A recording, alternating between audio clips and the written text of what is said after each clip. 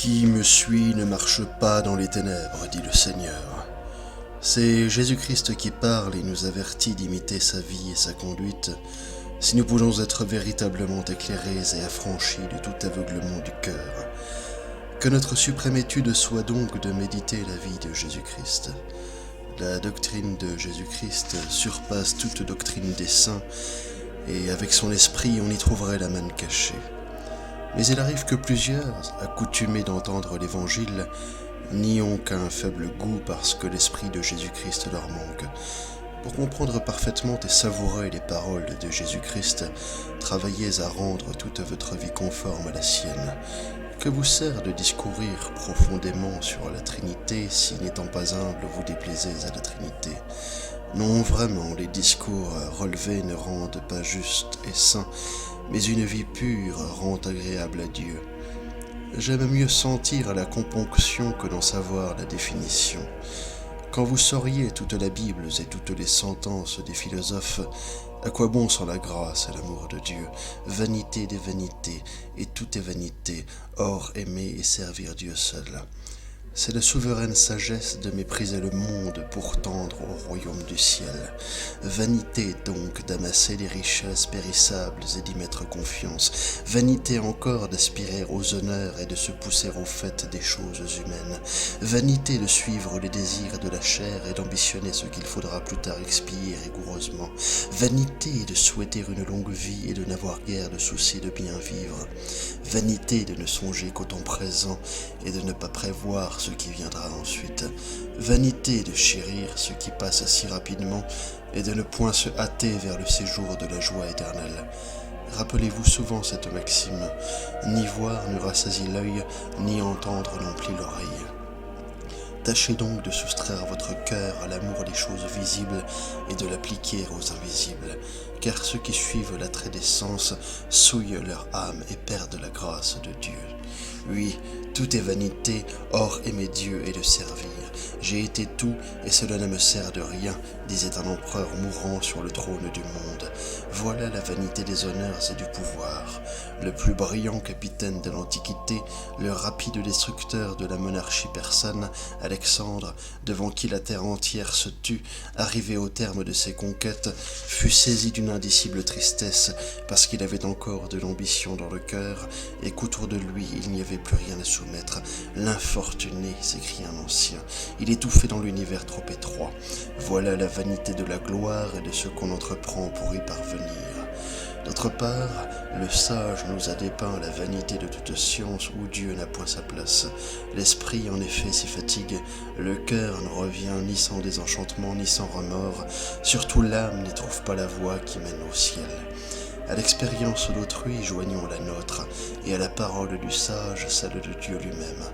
Il n'est personne qui ne connaisse à quelque degré ce qu'il y a d'infirme et de vain jusque dans les plus doux instants de la vie. Nos joies sont comme une ombre qu'on ne peut ni saisir ni fixer.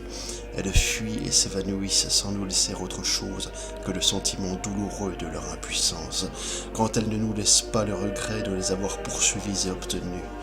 C'est afin de prévenir ou de dissiper toute illusion à ce sujet que Jésus-Christ, la vérité même, nous a dévoilé le côté faible des choses terrestres, en les éclairant d'une lumière supérieure et en nous apprenant à les peser au poids de l'éternité.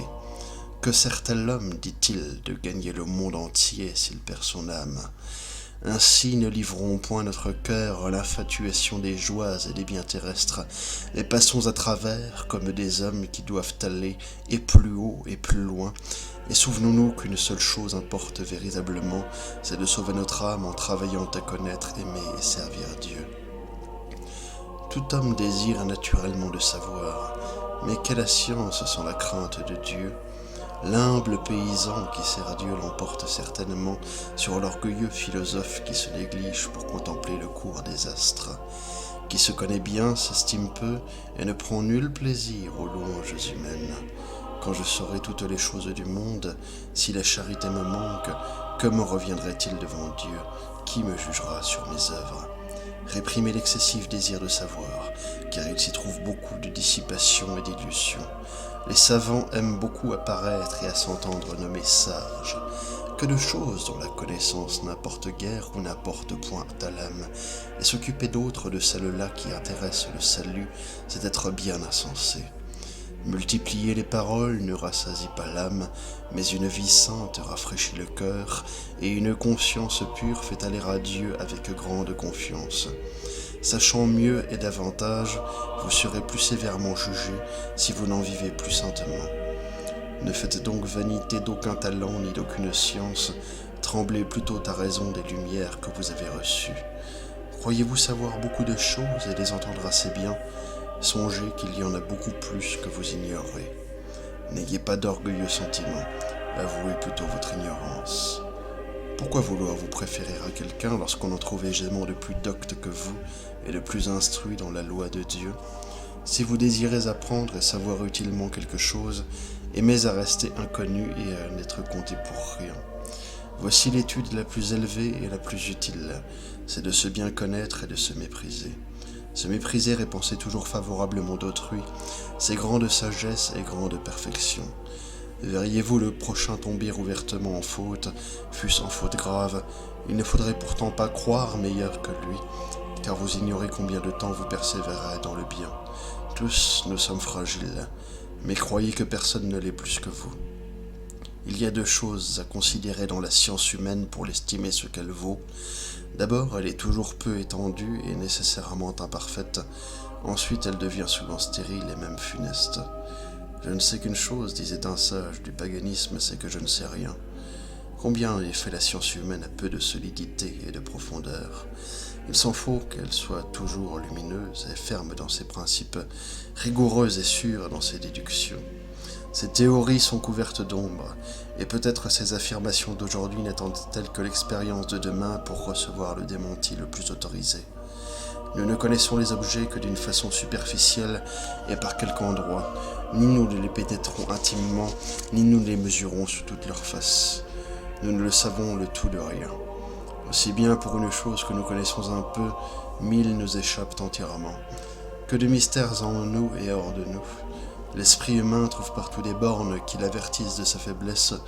Le plus savant est celui qui les reconnaît le mieux. Il n'y a que la sottise et l'orgueil qui ait la prétention de les faire disparaître. Les dangers et les malheurs de la science humaine ne sont pas moins graves que son imperfection est considérable. Quelquefois, s'élevant contre la science de Dieu, elle nous aveugle, sous le hautain prétexte de nous donner plus de lumière. Elle nous fait rendre inculte nos propres conceptions, sous un faux semblant de respect pour la vérité.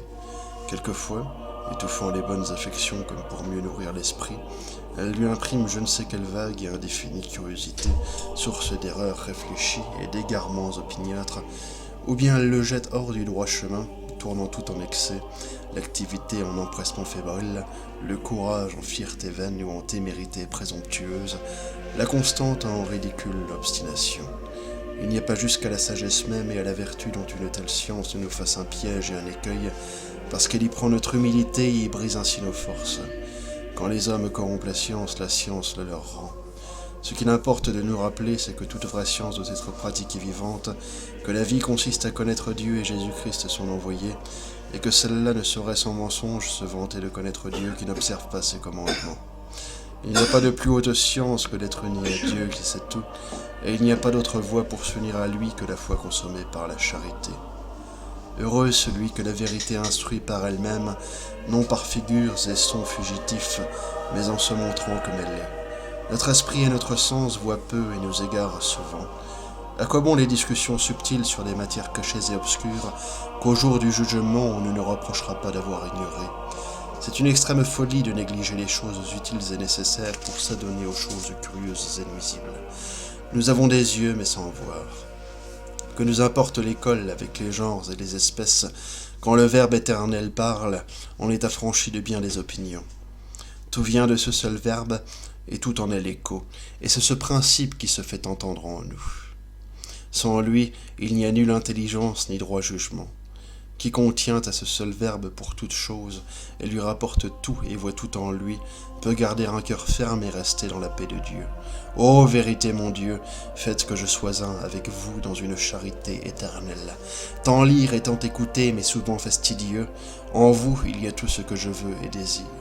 que tous les docteurs se taisent, que toutes les créatures restent muettes devant vous, parlez-moi tout vous seul. Plus on est recueilli en soi-même et dégagé des créatures, plus l'esprit s'étend et s'élève avec facilité, parce qu'on reçoit d'en haut la lumière de l'intelligence.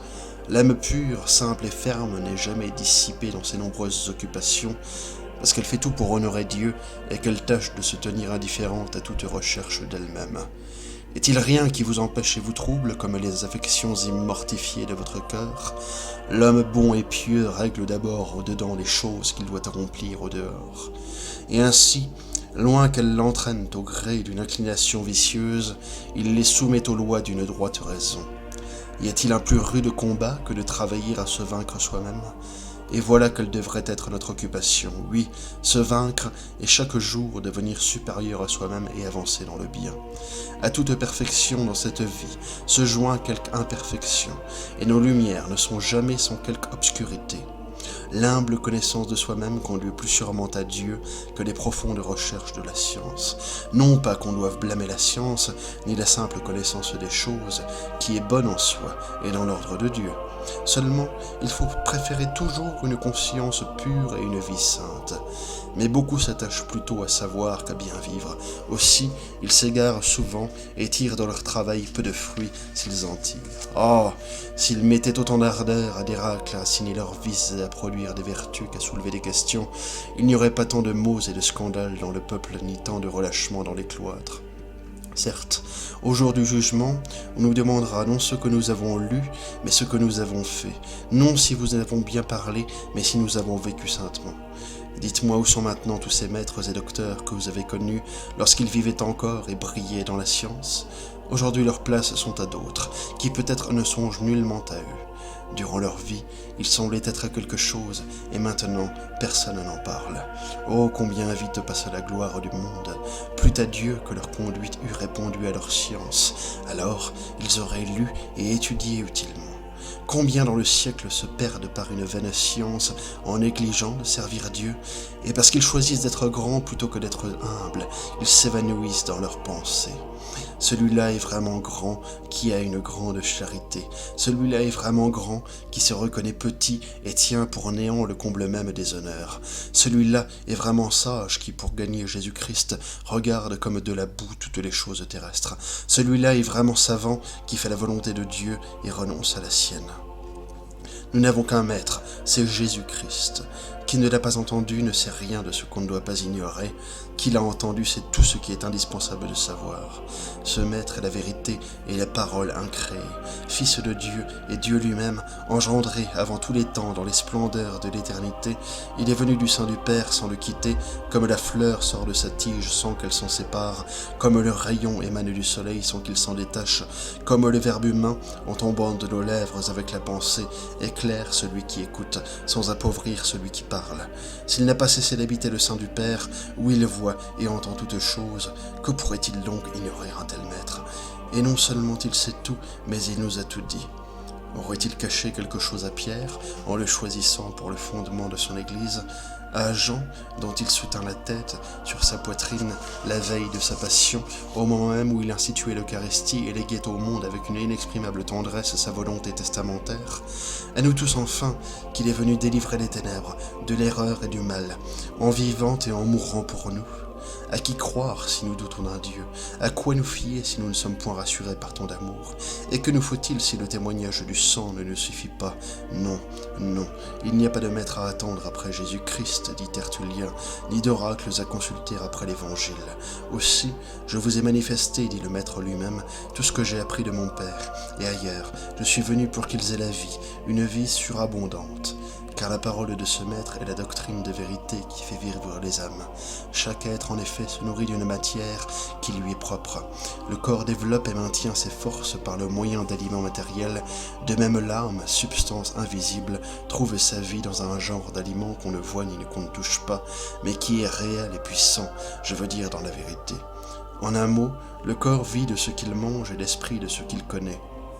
Écoute donc la doctrine de vérité et viens à vivre d'un tel aliment, ô âme intelligence. Tu aimerais cette doctrine si tu la connaissais, car elle révèle tout ce qui est beau et donne tout ce qui est bon. Elle est elle-même une ravissante beauté et un trésor inappréciable. Aussi, elle s'attache victorieusement tout ce qui la cherche et la trouve, car il y a dans les oracles divins une force et une splendeur qui commandent aux esprits, un doux empire et un incroyable attrait qui séduisent et captivent les cœurs. Oui, par un mystère plein de l'amour de Dieu, croire devient un bonheur, et la foi est la plus suave de toutes les jouissances, comme elle est la plus énergique de tous les sentiments. Il faut non pas se fier à toute parole ni à toute impression, mais peser chaque chose devant Dieu avec prudence et maturité. Hélas, souvent on croit et l'on dit des autres le mal le plus facilement que le bien, tant nous sommes faibles. Mais l'homme parfait n'accueille pas légèrement tous les rapports, car il sait que l'humaine fragilité est portée au mal et peu discrète en parole. C'est grande sagesse de n'être ni précipité dans ses actions, ni obstinément attaché à son propre sens. C'est sage aussi de ne point ajouter foi à la première parole venue, et de ne point redire aussitôt ce qu'on vient d'entendre ou ce qu'on croit. Prenez l'avis d'un homme sage et consciencieux, et cherchez des lumières au-dessus de vous plutôt que de suivre vos imaginations. Une vie sainte rend l'homme sage selon Dieu et lui donne beaucoup d'expérience. Plus on est humble et soumis à Dieu, plus on a de prudence et de calme en toutes choses.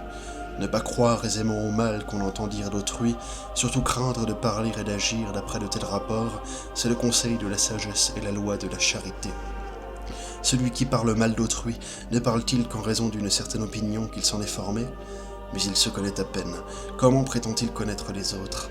Il n'a pu voir que les dehors, pourquoi juge-t-il le dedans ? D'ailleurs, souvent ce qui lui déplaît dans les autres, c'est un bien, un avantage, une qualité dont il est lui-même dépourvu. Enfin, ceux dont il se plaint ne sont pas impeccables, c'est vrai, mais n'est-il pas aussi passionné et faillible ? Qui donc a tort, eux ou lui ? Je ne sais s'il a de bons motifs pour parler, mais je vois qu'il en aurait d'excellents pour se taire. Parle-t-il d'après la rumeur publique et l'opinion ? Mais l'opinion est légère, capricieuse, partiale, injuste. Il y a des hommes qu'elle glorifie, on ne sait pourquoi. Il y en a qu'elle étouffe ou insulte au mépris de tous les principes. Elle a un poids et une mesure pour les puissants qui la flattent, un poids et une mesure pour les petits qui lui résistent ou la dédaignent. Est-ce qu'on peut invoquer la rumeur publique et l'opinion comme une règle sûre de jugements équitables ? Mais s'il ne faut point ajouter foi aux rapports fâcheux, à plus forte raison faut-il mettre de la discrétion à s'en servir. Assurément, on aurait grand tort de se laisser aller, dans cette occasion, au trouble, à l'émotion et à l'emportement. Le prochain fut-il coupable, car ce serait d'abord se punir soi-même du mal qu'il a commis et ajouter une faute à la sienne. Ce serait en outre ôter toute valeur morale à la correction qu'on lui adresserait dans la colère. Ne vous emportez donc jamais contre un homme qui a moins d'esprit et de vertu que vous, et si vous le reprenez, que ce soit avec indulgence, douceur et charité. C'est la vérité et non l'éloquence qu'il faut chercher dans les saintes lettres. Toute l'écriture doit être lue dans le même esprit qu'il a donné. Il y faut chercher l'utilité plutôt que l'élévation du langage. Nous devons lire aussi volontiers les livres simples et pieux que les livres relevés et profonds. Ne vous arrêtez pas au mérite de l'écrivain ni à sa grande ou médiocre science, mais que l'amour de la seule vérité vous porte à lire. Ne demandez pas qui parle, mais pesez ce qu'on dit. Les hommes passent, mais la vérité du Seigneur reste éternellement. Dieu nous parle en diverses manières, sans exception de personne. Souvent, la curiosité nous embrasse dans la lecture des saintes lettres. On prétend discuter et comprendre lorsqu'il faudrait passer simplement. Pour lire utilement, lisez avec humilité, simplicité et foi, et n'aspirez jamais au renom de savant. Interrogez volontiers, écoutez en silence les paroles des saints, ne méprisez pas les maximes des anciens, car elles ne sont pas citées sans raison. C'est avec une humble foi et pour de devenir meilleur qu'il faut lire la Sainte Écriture. L'homme se croit très raisonnable quand il dispute contre la parole de Dieu et qu'il y résiste, et c'est alors assurément qu'il est le plus insensé.